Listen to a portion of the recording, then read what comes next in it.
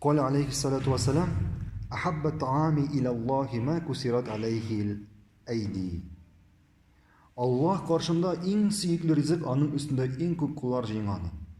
Мәгънәсе bu хадисның üstelde bir tabakta ya bir тәлинкәдә мында подностама ризык бар икән, һәм шул ризык өстендә никадәр куллар күбрәк булса, димәк бу ризык Аллаһ каршында сөйклерәк.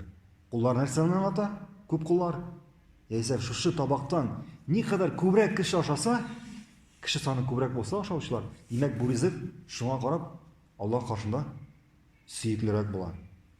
Әгәр дә без бүгенге көндә безнең республикада мәсәлән бер татар гаиләсенә керсәк, без күрербез кешеләрнең, мин әйтмим, 10 кешелек гаилә дип, 5 кешелек гаилә дип, хәтта 2 кешелек гаиләдә сез күрәсез аларның аерым-аерым савыттан ашап утырганнар.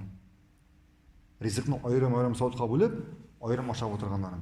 Бу кешеләр бу хадискә туры киләме? Бу ризык Аллаһның иң сөйкле ризыгы була алмы? Юк, әлбәттә.